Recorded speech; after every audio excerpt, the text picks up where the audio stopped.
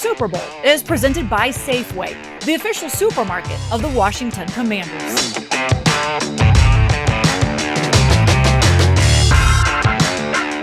And welcome on in. I'm Julie Donaldson. We have a great special lined up for you as I am here at Hole in the Rock State Park, just one of the many scenic areas in Phoenix, Arizona. But of course, the scene is all about the game on Sunday. While the Commanders are not playing in the Super Bowl, it was a good day for head coach Ron Rivera, as the NFL announced he is the recipient of the Salute to Service Award. He will be officially recognized at the NFL Honor Ceremony on Thursday. But before that, he stopped by Radio Row to do the rounds with the media, and that is where I was able to catch up with him to ask about this award. Head coach Ron Rivera walking around Super Bowl week with what an honor winning the Salute to Service Award. Coach, you had a video that we released when you won this award. It was kind of flipping the script on you a little bit from where you have the opportunity to kind of surprise players. We saw your reaction when your dad popped up as well. How was that moment for you? That was an amazing moment because to me this is a family award. You know, my father served 32 years in the United States Army. My mother was there for every moment of it, you know, and 4 boys. They raised 4 boys in a military family. And I think that spoke volumes to me as a young man growing up that, you know, this is how life is. This is the way you need to be. These are the things that you need to do.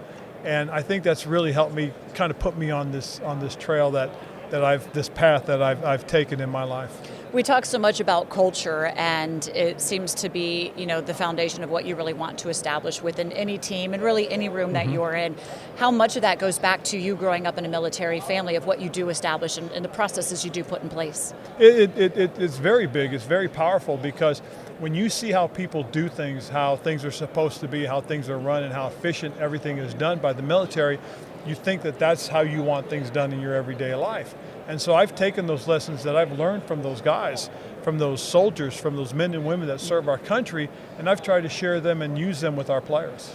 It's a certain discipline as well, and we know this is officially called the off-season for most, but we know you have not had any time off. We've seen you back at the facility, being the only car in the parking lot, still working because there's a lot to be done here. Most notably, you've been busy trying to find an offensive coordinator. Yes. Where are we in that search? Well, where we are right now is we're in a little bit of a hold pattern right now. You know, I've talked to a number of coaches, and I've interviewed 6 of them specifically in person. I am waiting for somebody that's in this game this weekend. And once we get past that game, we'll get an opportunity to hopefully visit very quickly, get an opportunity to interview, and then take a step back and make a decision. Okay, so a decision is coming, a little bit of news right there. But also, Chris Harris moves on to the Titans. Congratulations to him. As we knew, he was one of your outstanding coaches that his career would be moving on. But now you have to fill that position. Where do you look?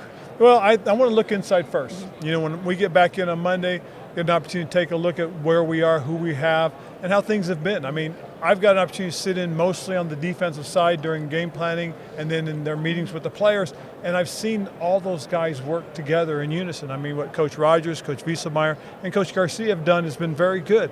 You know, working with Chris, working with Jack, working with Steve Russ and Coach Z and Ryan Kerrigan. So you feel good about that group. It's a good room, you know, and you think that room of guys are all coaches that, you know, have done a good job for us because, again, defensive, we've done pretty well. The defense was incredibly stout this season as well, but there's a big question mark if you go to the other side of the ball at quarterback. Of course, Sam Howell, you got to see a little bit of what to expect out of him. Here we are a little bit further into the offseason, and we understand, look, you've got Pat Mahomes, Jalen Hurts, and what they're able to do to run those high-powered offenses. Where are you and what you kind of want out of your quarterback? Well, what we're looking for is a guy that can manage the game, can make plays when he needs to have it, and can do something that's extraordinary to win it. With Sam, you see some of those traits. You see the fact that the guy has quick twitch, good, quick, fast decision maker, terrific arm, good movement skills to step up and avoid, and that's what you're looking for is that kind of guy. If you look at these guys that are playing, as you talked about, when you look at Patrick Mahomes and you look at Jalen, you see guys that have the ability to move within the pocket, have the ability to throw off platform, and the ability to extend plays and make big plays when they need to. That's what you want from a quarterback. So a lot of question marks still to be answered and out there that it's going to be a long offseason for you most certainly. Do you get a break anytime soon? Well, you know what? I'm coming off a little bit of break. Last week I had the opportunity to get away. I celebrated my dad's 87th birthday. I did do a little bit of work. I interviewed a coaching candidate for us in person, and then played a little bit of golf. now here at the Super Bowl, doing some work for the organization, accepting the USAA's Salute to Service Award, which I'm very grateful for. And then I'll head back in a couple days and then start getting ready for meetings with everybody on Monday. Okay, no rest for the weary. Congratulations again, Coach, and we will see you at the honors as well for the ceremony. Cool. Thank you, Julie. Coach was making the rounds on a busy Radio Row on Wednesday as there's lots of former NFL players and analysts walking around talking about the big game. Now, we found some who were not only able to talk about Sunday's game, but also the Commanders, including one current player. Check it out. Efe Obada just finishing his 5th season in the NFL, his first for Washington. And what a year it was for Washington, and specifically that D-line. But before we get into all that, you're out here at the Super Bowl. What's going on? I am out here in the Super Bowl. I have the honor and the privilege and been very fortunate to be here. And I'm also going to be doing some coverage over the Super Bowl game with Sky Sports. Oh, you're going to be a reporter? I'm going to be a pundit. Do you want to turn around and flip this then? I can do that. No, it's okay. It's all right. Well, great to have you representing that as well, especially for the Commanders. If we talk about representing for the Commanders, 5 players were at the Pro Bowl, 2 guys that are in your room, and Daron Payne and John Allen. What is it that made that D-line so prolific this year? Honestly, one of the most hard-working guys, that I've ever been around of. As a group, great talent, young, energetic. And just love football. So it's only right that they've been, acknowledged for being in the Super Bowl. I feel like there should have been more players, but, it is what it is. It was a lot of fun to watch kind of the change in the format for the Pro Bowl as well. But here we quickly move on to the 2 last teams still standing. I don't know if you ever get into predictions, but do you have one on how this game's going to play out? So I think it can go one of 2 ways, right? It can go down to it can be a very close game. And it can go down to the last wire, and I still feel like that's the game that everybody's looking for. A good battle that nobody can predict. Because a lot of guys have paid a lot of money for these games. And they want it to be a close game, or it can be a one-sided games in terms of with the Eagles. Because I feel like they're a bit more complete as a team. And it's very hard for guys to come back when they go up in terms of points. The 2 quarterbacks playing here today, the first time we have 2 black quarterbacks facing off against each other, but also 2 quarterbacks that are absolutely the top of what they're capable of doing, using their legs, throwing the ball. You guys had success against Jalen, but what do you think it's going to be the competition between the 2 of them in this game? How's that going to play out? I think both, like you said, both are at the top of their game. They've earned the right to be on this stage. It's going to be. I think it's going to be important for the offensive linemen. That's for me. That's where the key is going to be. There's going to be one. This game's going to be won in the trenches. In terms of the Eagles, given just being able to move the ball, run the ball, and play the game that they're used to. And in terms of the Chiefs, do they have the capabilities of stopping that Eagles defense and giving Mahomes time to kind of do what he's been doing all year? So it's going to be really important. Yeah. All right, Efe, thank you so much. We look forward to watching you on Sky Sports and seeing what skills you have. Thank you very much. Thank you. Pleasure. Mike Locksley joining us now, the head coach for the Maryland Terrapins, and congratulations on the success you had this season. I need to start this off asking, what is it like being absolutely covered in mayonnaise? I mean, I like my mayo, but that's a little extreme.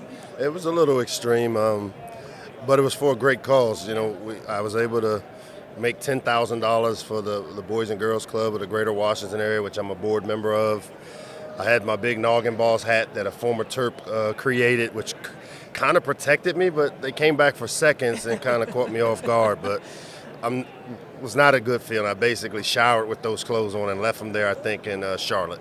I could imagine you might not have to lotion up for a couple of weeks after that. It helped the top of the dome. It kept my skin nice and moisturized.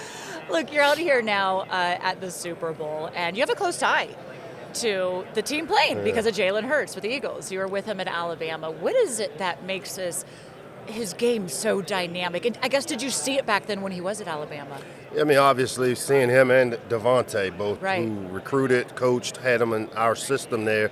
But with Jalen, we saw it early. I mean, if you think about his journey, everybody talks about the redemption part of it, but he came into a crowded quarterback room in 2016 where there were 5 Elite 11 5-star quarterbacks, Cooper Bateman and Blake Barnett and guys like that. And by the end of the spring and by the time the season started, he won the job as a true freshman. And here's a guy that won the SEC Player of the Year award as a true freshman. There's only been one other guy that did that, which was Herschel Walker. So I think we knew pretty early on that we had a special guy, but the thing he's really shown is the ability. He's a winner. He wins.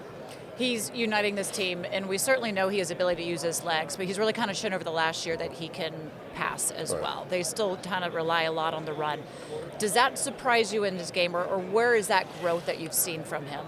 Yeah, it doesn't, because, with the RPO stuff that we did with him in college, I still feel he's one of the best deep ball throwers in the league. His spatial awareness, the right trajectory, and where and how to throw that deep ball down the field off the play action.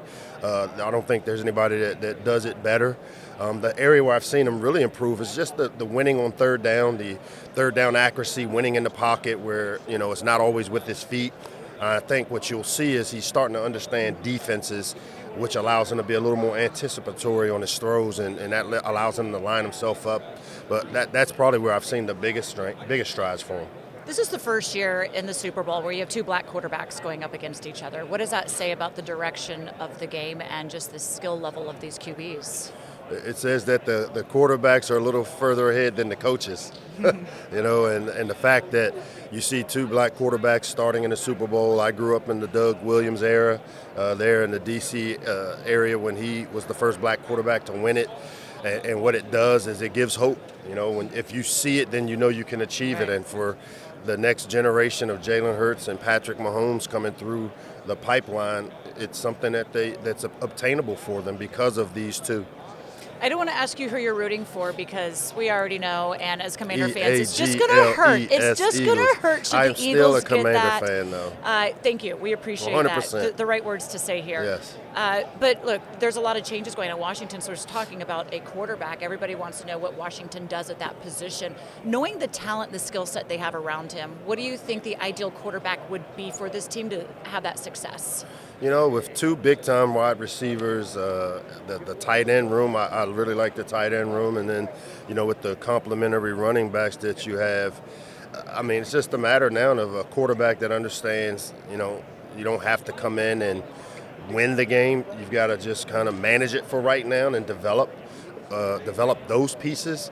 Obviously there's some things that through the draft that you'll be able to improve upon the offensive line, which everybody's talked about. But I was impressed with what Sam Howell did in that last game when he got his opportunity. You saw glimpses of just how explosive the offense could be, even though they played three different quarterbacks. So now it's just a matter of locking in on a guy, and if it's Sam, give him a chance to grow. Sam understanding I have got weapons around me, and it's very similar to some of the things that I've been able to do when I was at Alabama with those type of weapons. They just don't beat yourself at that position. Also, when it comes to your time at Alabama, you're quite familiar with Brian Robinson. You just mentioned the run game. Look, what an outstanding story. He really is. And it's a testament to his love of the game and his commitment to work and a new appreciation, I think, for life and for being able to play the game. He's told me he's still never really felt 100%. When he is there, from what you know of him, how dynamic of a back can he be? He's kind of the old throwback running back, that the mid-'80s and the '90s, the John Riggins type, in terms of he's a guy that gets stronger as the game goes on, and the more carries you give him, the more productive he'll be for you because he wears defenses down. And what I've seen him be able to do is also improve himself in the passing game, where he's a viable passing receiver in the passing game. And of course, the physicality and taking care of his quarterback is what he does best. So I think he's his best football is ahead of him. I think as he gets healthier and gets more comfortable with the speed of the NFL game, you'll see him continue to flourish in the roles that you create for him. Another question is who's going to be the one orchestrating what roles they are creating for him as the search for the offensive coordinator continues for Washington. Look, you're an offensive-minded guy. You know the weapons that Washington has, where the question marks are on the offense as well. Knowing where the game is going, what kind of coordinator do you feel will be able to come in and have success? Well, it always starts, I think, for a coordinator is understanding what you have, the pieces you have. And, I think so many times you see a guy try to fit a round peg into a square hole, and doesn't always work that way. with the weapons that the Commanders have, a guy that has the understanding of where the game is going, which now it's the RPO, it's the movement. Sam has the ability to do all those things. And if he's not the guy, then find a guy that can do it. And so it's a great opportunity for someone out there that knows, and when you really look at the roster with the skill guys, and if we can shore up just getting the front 5 guys, the best 5 you can get up front, I think the sky's the limit for when you look at the skill around them. All right, a lot of questions remain in the offseason, but Locksley, thanks so much, my friend, for joining us here today. Thanks, Julie. It was a great day catching up with so many on Radio Row, and tomorrow we will have even more for you. We will have Jahan Dotson as well. We're going to the NFL Honors, where we will catch up with the legendary MVP, Doug Williams.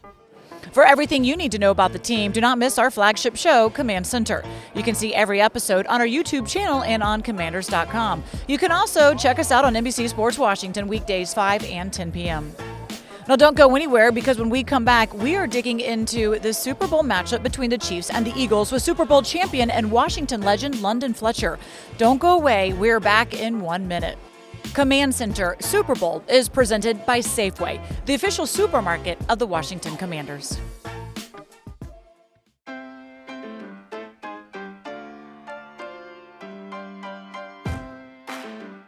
From selecting the perfect produce and triple checking its quality to preparing it for you, we have perfected the art of fresh.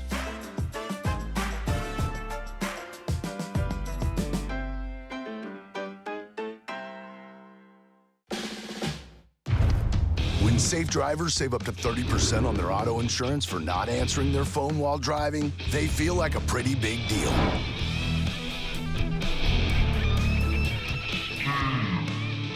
Steve, did you get the ice? Even if they forgot the ice. Save up to 30% on auto insurance with USAA Safe Pilot. Get a quote today. Command Center Super Bowl is presented by Safeway, the official supermarket of the Washington Commanders.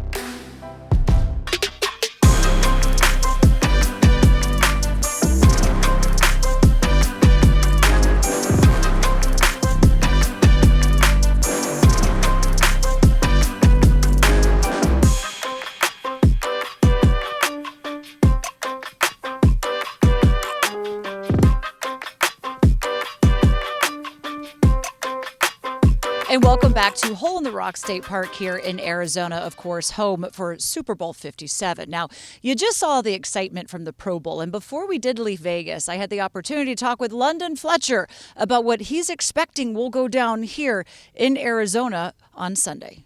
It has been a long road to get to this point, the Super Bowl coming up on Sunday. It's about the 2 best teams. Why would you say that would be the Chiefs and the Eagles now? When I look at these teams, I look at the talent on the football team, and I also look at the head coaches. You have to start with Andy Reid, who I think is the best play caller in the National Football League, and he has the presumptive MVP of the league in Patrick Mahomes. When you look on the flip side, Jalen Hurts and the type of season that he was able to have this year, and Nick Sirianni, just for being only a second-year coach, having his team play the way they play, a lot of talent on both sides of the ball for the Philadelphia Eagles, but these are the 2 best teams in football right now. And they are led by Pat Mahomes and Jalen Hurts. How would you rate their games and what they need to do to lead their team to a victory? When you look at Pat Mahomes, it's about his ability to make plays with his legs in terms of extending plays and making those, great throws, only throws that, him and maybe Josh Allen could make.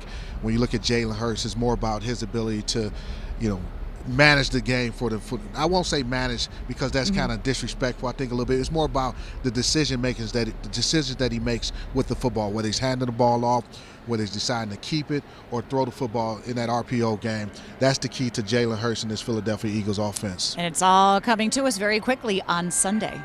Here's a look at this matchup on paper. Both teams enter at 14-3. The Philadelphia run game has been a constant threat for the Eagles this season, averaging over 200 yards a game, while Patrick Mahomes and the Chiefs' offense has the edge in the passing game with over 266 yards a game. The Eagles, they lead in time of possession and points per game with an average of 34.5. Thanks for joining us. Of course, we will be having specials for you all week long from the Super Bowl. Make sure you stay tuned to our YouTube channel and to commanders.com website. That's it for this show, and I got to go. I have some hiking to do.